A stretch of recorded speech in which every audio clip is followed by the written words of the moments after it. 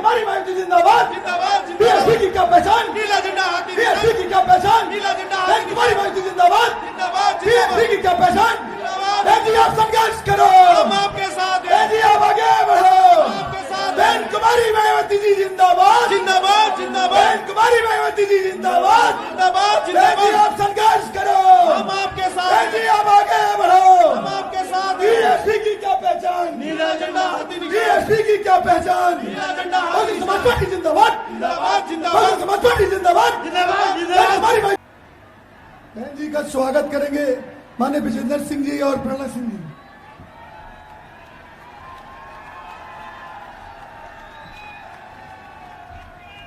Bahujan Samaj party जिंदाबाद, बहन जी जिंदाबाद, बीएसपी की क्या पहचान, बहुजन समाज पार्टी जिंदाबाद, बहुजन समाज पार्टी जिंदाबाद, बहन कुमारी मायावती जी जिंदाबाद।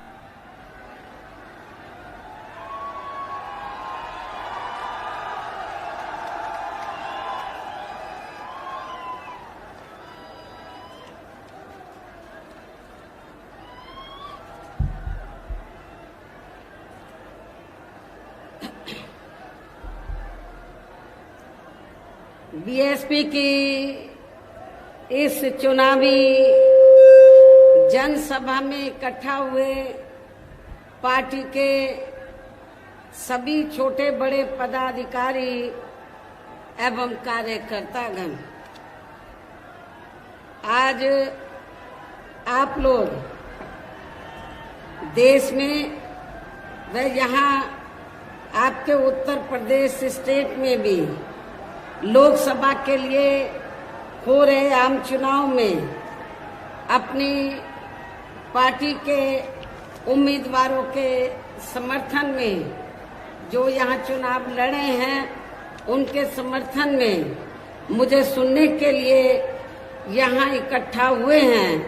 तो उसके लिए मैं आप सभी लोगों का हार्दिक दिल से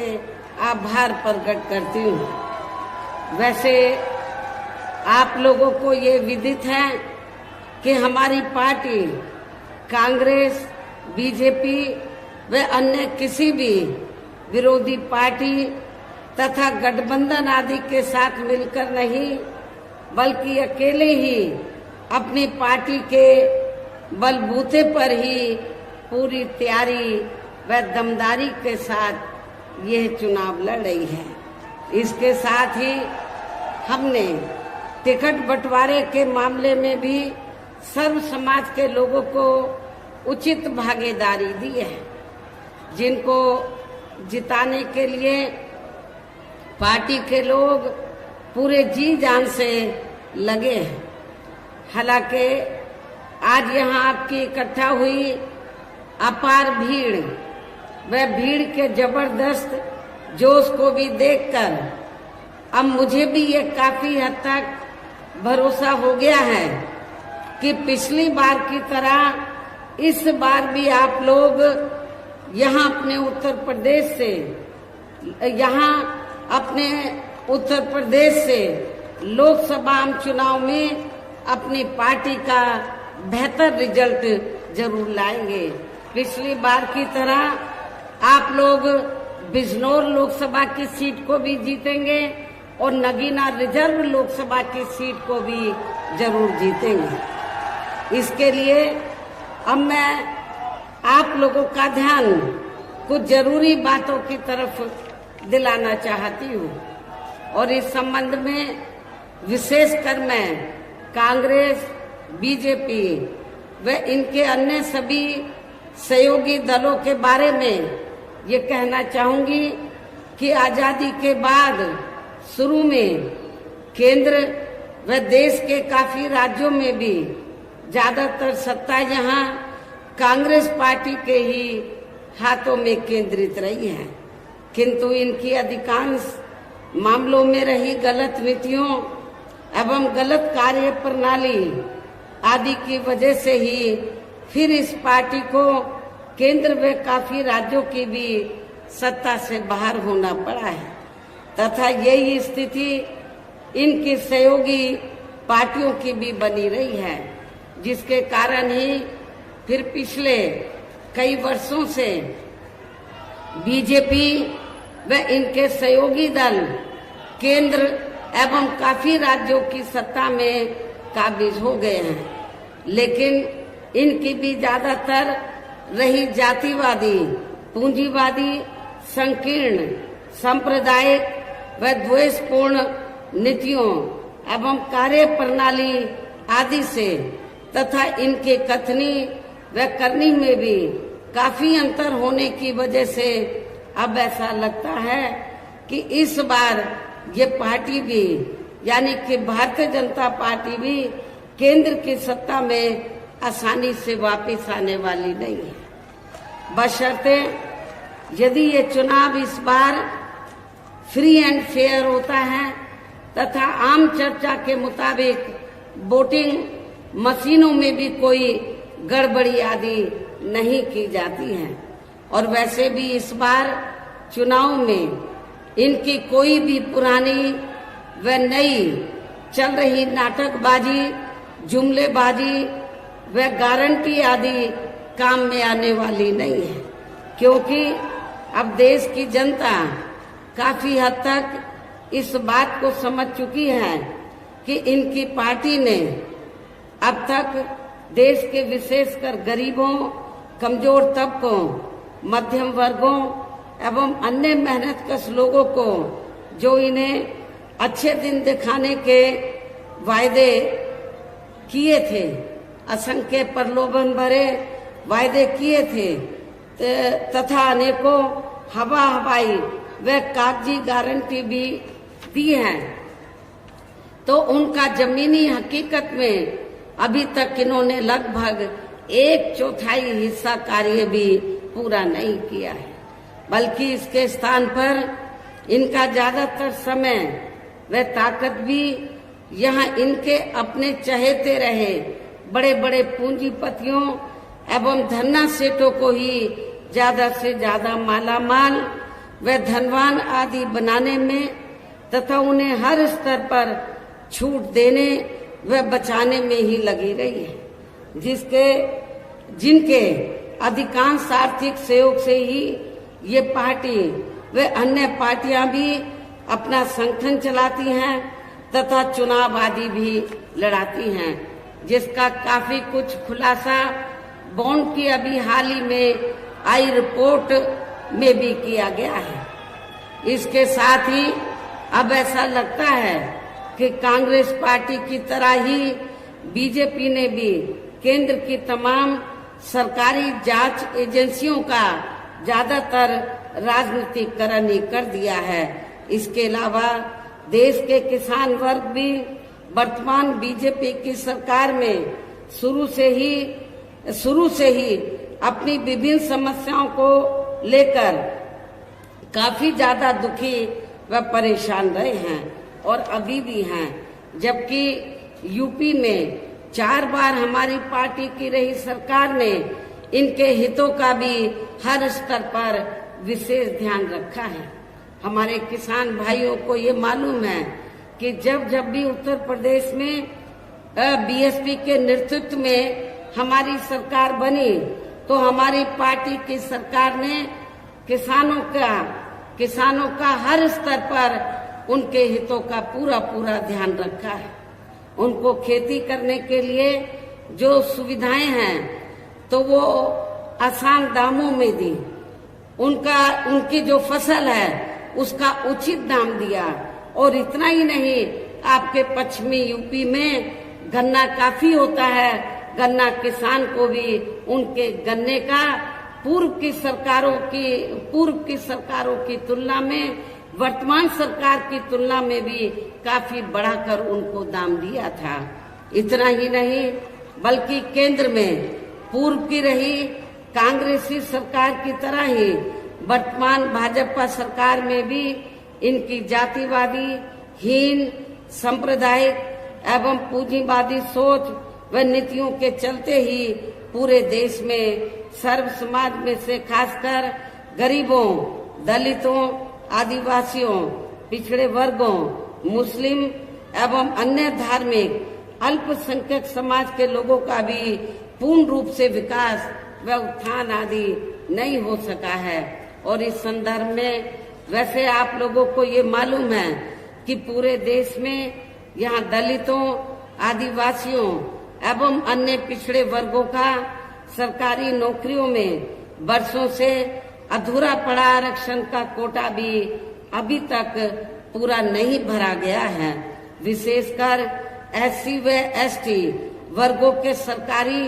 कर्मचारियों का पदोन्नति में आरक्षण भी अब काफी हद तक प्रभावहीन ही बना दिया गया है। और जब इस मामले को लेकर आप लोगों को मालूम है कि हमारी पार्टी ने इसमें संशोधन करने के लिए जब बिल राज्यसभा में लाया, मैं राज्यसभा में थी, जब राज्यसभा में लाया तो सरकार को हमने काफी हद तक रजामंद कर लिया था तो संशोधन लाने के लिए, ताकि पदोन्नति में जो आरक्षण जो प्रभावहीन बन गया है वो प्रभावशाली बन जाए और एससी एसटी के कर्मचारियों को पदोन्नति में आरक्षण ठीक ठाक मिल जाए। लेकिन जब ये बिल लाया गया तो समाजवादी पार्टी के सांसदों ने तो इस बिल को पास नहीं होने दिया और बिल को संसद के अंदर फाड़ दिया था।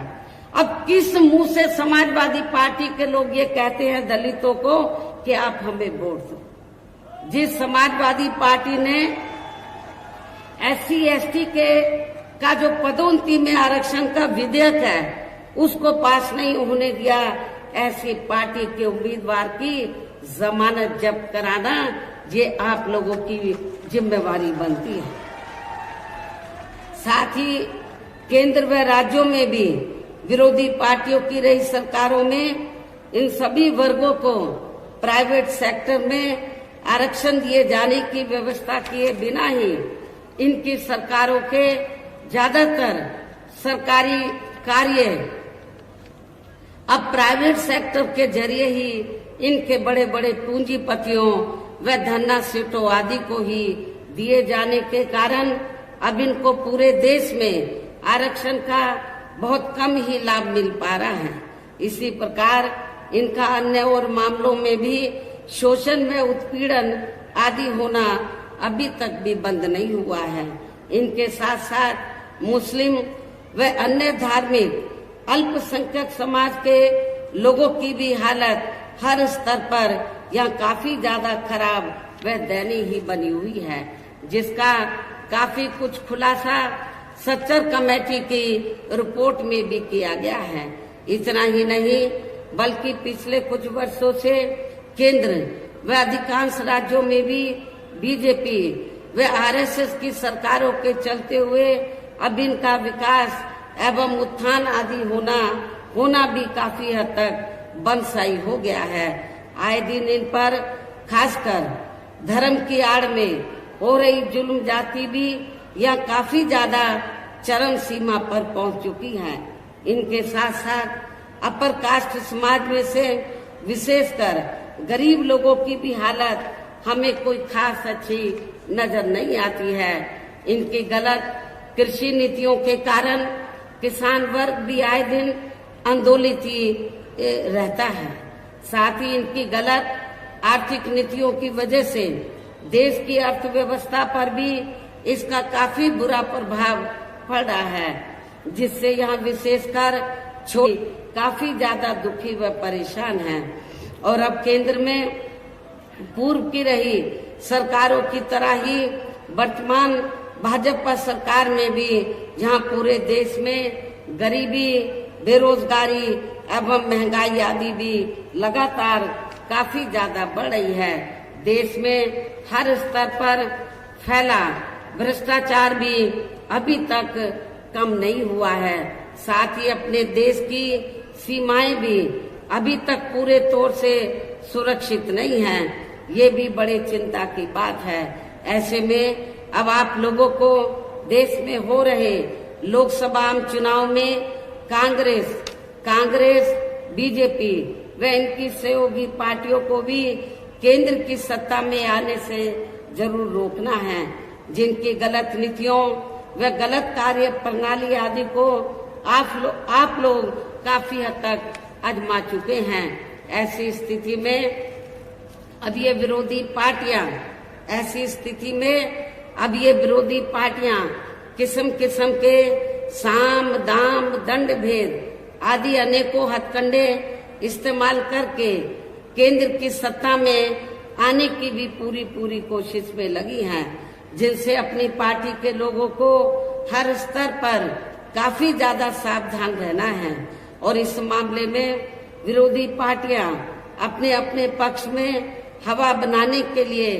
खासकर मीडिया, ओपिनियन पोल व सर्वे आदि का जो बड़े पैमाने पर इस्तेमाल कर रही हैं, तो उनसे भी अपनी पार्टी के लोगों को बिल्कुल भी गुमराह नहीं होना है। इसके साथ ही विरोधी पार्टियों के विभिन्न रूपों में जारी किए गए इनके हवाई व प्रलोभन भरे चुनावी घोषणा पत्रों एवं वायदों आदि के बहकावे में भी अपनी पार्टी के लोगों को कतई नहीं आना है, जिन्हें ये पार्टियां चुनाव खत्म होने के बाद ज्यादातर अमल में नहीं लाती हैं। और अब जिन पर से देश की जनता का अधिकांश विश्वास ही उठ गया है, यही खास वजह है कि हमारी पार्टी किसी भी चुनाव में अपनी पार्टी का कोई भी चुनावी घोषणा पत्र आदि जारी नहीं करती है। वैसे भी हमारी पार्टी किसी भी मामले में कहने में बहुत कम बल्कि कार्य करके दिखाने में ही ज्यादा विश्वास रखती है। और इस बात का सबसे बड़ा सबूत ये है कि उत्तर प्रदेश में 4 बार हमारी पार्टी के नेतृत्व में रही सरकार ने चुनाव में अपनी पार्टी के बिना कोई जारी किए गए चुनावी घोषणा पत्र के ही प्रदेश व आम जनहित में काफी कुछ ऐतिहासिक कार्य करके दिखाए हैं, जिनकी अब देश में अधिकांश पार्टियों की सरकारें काफी नकल भी कर रही हैं। जबकि इस मामले में हमारी पार्टी का ये कहना है कि यदि इन पार्टियों के स्थान पर केंद्र में हमें अपनी पार्टी की सरकार बनाने का मौका मिलता है, तो तब फिर हमारी पार्टी की बनी सरकार केंद्र में यहाँ अब तक रही सभी विरोधी पार्टियों की सरकारों की तरह केवल हवाई व कागजी कार्य आदि नहीं करेगी, बल्कि उत्तर प्रदेश की तरह ही जमीनी हकीकत में ठोस कार्य करके दिखाएगी। और इस संदर्भ में खासकर मैं ये कहना चाहूंगी, केंद्र द्वारा देश में पिछले कुछ समय से अति गरीब परिवारों को अस्थायी तौर पर फ्री में जो थोड़ी सी खाद्य सामग्री दी जा रही है या राशन आदि दिया जा रहा है, तो उससे इनका स्थायी तौर पर भला होने वाला नहीं है। और वैसे भी इनकी ये जटिल समस्या देश में हर हाथ को काम देने से ही केवल दूर हो सकती है, जिसकी तरफ हमारी पार्टी की बनी सरकार विशेष ध्यान देगी। साथ ही देश में पिछले काफी वर्षों से आए दिन बढ़ रही गरीबी, बेरोजगारी व महंगाई आदि से भी जनता बहुत ज्यादा दुखी व परेशान है, जिसे भी आर्थिक नीतियों में तब्दीली करके जरूर दूर किया जाएगा। धर्म की भी आड़ में पिछले कुछ वर्षों से खासकर मुस्लिम समाज के लोगों का द्वेष की भावना से जो इनका काफी ज्यादा शोषण व उत्पीड़न आदि किया जा रहा है, तो इसे भी जरूर रोका जाएगा। और ये सब हमने अपनी यूपी की रही सरकार में करके भी दिखाया है। इसके अलावा हमने यूपी में सर्व समाज में से गरीब एवं बेरोजगार लोगों को बेरोजगारी भत्ता आदि न देकर उन्हें बड़ी तादाद में रोटी रोजी के साधन भी उपलब्ध कराए हैं। जो अभी ये कार्य भी ज्यादातर ठंडे ही पड़े हैं, जिनको फिर सरकार बनने पर जरूर प्राथमिकता दी जाएगी। वैसे आप लोगों को इस मामले में ये मालूम है कि जब भी यूपी में मेरे नेतृत्व में सरकार बनी, तो हमने उत्तर प्रदेश में तो गरीब और बेरोजगार लोगों को बिना कोई रिश्वत लिए हुए उनको बड़ी तादाद में रोटी रोजी के साधन दिए हैं। पुलिस भर्ती में जब पुलिस भर्ती हुई थी तो आपके पश्चिमी यूपी से तो काफी लोगों को भर्ती किया गया और खास तौर से हमने बिना कोई पक्षपात के, बिना कोई जाति देखे हुए जो भी इसमें काबिल था, जो भी इस पोस्ट के लिए काबिल था, उनकी हमने भर्ती की। आपके पश्चिमी यूपी से बड़े पैमाने पर हमारे जाट जो बच्चे हैं उनकी भी बड़ी तादाद में भर्ती हुई थी। वैसे तो अन्य समाज के लोगों को भी मौका मिला, लेकिन उन्हें भी मौका दिया गया। कहने का तात्पर्य यह है कि देश में इस समय हो रहे लोकसभा चुनाव में विरोधी पार्टियों के जारी किए गए उनके हवाई व प्रलोभन भरे चुनावी घोषणा पत्रों आदि के बहकावे में अब यहाँ खासकर देश के अति गरीबों, मजदूरों, बेरोजगारों एवं अन्य जरूरतमंद लोगों को बिल्कुल भी नहीं आना है और अब इन्हें ऐसी सभी विरोधी पार्टियों को हर हालत में केंद्र की सत्ता में आने से जरूर रोकना है, जिनकी कथनी व करनी में काफी अंतर रहा है तथा जिन्हें ये लोग बरसों से आजमा भी चुके हैं। ऐसे में अब मेरा यही कहना है कि आप लोगों को अपने खुद के व अपने प्रदेश एवं देश के भी हित में, अपने क्षेत्र के भी हित में अपने वोटों को यहाँ कांग्रेस, बीजेपी व अन्य विरोधी पार्टियों को न देकर केवल अपनी एकमात्र हितैषी पार्टी बहुजन समाज पार्टी को ही देना है। जो ये पार्टी उत्तर प्रदेश की तरह ही केंद्र में भी अपनी पार्टी की सरकार बनने पर फिर पूरे देश में यह अपनी पार्टी की सर्वजन हिताय व सर्वजन सुखाय की नीतियों पर आधारित सरकार चलाएगी। इसके साथ साथ केंद्र से जुड़ी आपके क्षेत्र की जो भी यहाँ स्थानीय समस्याएं होंगी तो उन्हें भी फिर दूर करने का हर संभव पूरा प्रयास किया जाएगा। साथ ही यहाँ गरीबों, मजदूरों, बेरोजगारों, कर्मचारियों, किसानों, छोटे व्यापारियों एवं अन्य मेहनतकश लोगों के हितों का भी विशेष ध्यान रखा जाएगा। सर्व समाज में से खासकर दलितों, आदिवासियों, पिछड़े वर्गों, मुस्लिम व अन्य धार्मिक अल्पसंख्यक समाज के लोगों के विकास एवं उत्थान के साथ साथ हर स्तर पर इनकी सुरक्षा आदि के लिए भी सख्त कदम उठाए जाएंगे और तभी फिर यहाँ वास्तव में अपने देश के महान संतों, गुरुओं व महापुरुषों में भी विशेषकर महात्मा ज्योतिराव फूले, श्री छत्रपति शाहू जी महाराज, श्री नारायण गुरु, बाबा साहब डॉक्टर भीमराव अंबेडकर एवं मान्यवर श्री कांशीराम जी, चौधरी चरण सिंह जी का भी सपना, अधूरा रहा सपना जरूर साकार हो सकता है, जिनको यूपी में हमारी पार्टी की रही सरकार द्वारा हर स्तर पर पूरा आदर सम्मान दिया गया है। और आप लोगों को मैं भी यहाँ ये भी बताना चाहती हूँ कि जब हमारी पार्टी की बनी सरकार ने और खास तौर से चौथी बार जब पूर्ण बहुमत की सरकार बनी और हमने उत्तर प्रदेश में दबे कुचले लोगों के हितों में, वैसे तो सर्व समाज के हितों का हमने पूरा ध्यान रखा था, लेकिन दबे कुचले लोगों के हितों में जब हमने कुछ जरूरी व ठोस कदम उठाए तो ये विरोधी पार्टियों को अच्छा नहीं लगा। और खास तौर से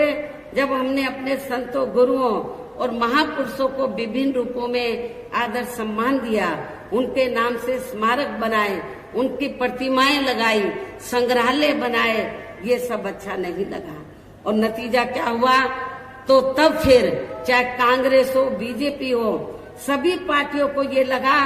कहीं ऐसा ना हो अभी तो बीएसपी देश के सबसे बड़े प्रदेश उत्तर प्रदेश में सत्ता पर काबिज हुई है, कहीं केंद्र की सत्ता में बीएसपी काबिज ना हो जाए। बीएसपी अभी तो यूपी में काबिज हुई है, कहीं वो केंद्र की सत्ता में ना काबिज हो जाए, तो बीएसपी को रोकने के लिए आप लोगों को मालूम है, तब फिर सभी विरोधी पार्टियों ने अंदर अंदर मिलकर तो बीएसपी का जो बेस वोट है दलित वोट, तो उसको बांटने के लिए, उसको कमजोर करने के लिए, बीएसपी को कमजोर करने के लिए, तब फिर सभी विरोधी पार्टियों ने दलितों में, आदिवासियों में, पिछड़ों में जो स्वार्थी किस्म के लोग हैं, जो बिकाऊ किस्म के लोग हैं, उनको मैनेज करके तोड़कर तो विरोधी पार्टियों ने तो काफी संगठन बना डाले, काफी छोटी छोटी पार्टियां बना डाली। और किस लिए कि जब चुनाव हो पार्लियामेंट असेंबली का, तो बीएसपी को चुनाव हराने के लिए, इनका वोट बांटने के लिए, तो जो छोटे छोटे संगठन पार्टियां बनाई हैं, तो उनके माध्यम से वो बीएसपी के कैंडिडेट को हराने के लिए तो वो अपने उम्मीदवार खड़े करवा देते हैं, तो ताकि दलितों का वोट बढ़ जाए। ऐसा हमें आपके नगीना सुरक्षित लोकसभा की सीट पर भी देखने के लिए मिल रहा है। इसलिए मेरा आप लोगों से ये कहना है, ये जो छोटे छोटे संगठन बने हैं, छोटी छोटी पार्टियां बनी हैं, इनका कोई मकसद चुनाव जीतना नहीं है। इनका मकसद बीएसपी का जो बेस वोट है दलित वोट, उसको बांटकर तो बीएसपी के कैंडिडेट को हराना है और दूसरी पार्टियों को जिताना, ये इनका केवल मकसद है। इसलिए मेरा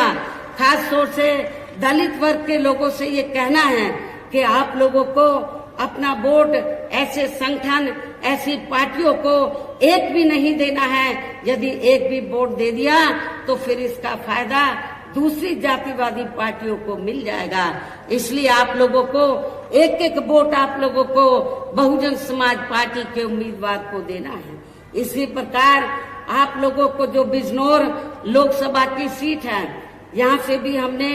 जाट समाज से तो अपने उम्मीदवार को चुनाव के मैदान में उतारा है। आप लोगों को ये मालूम है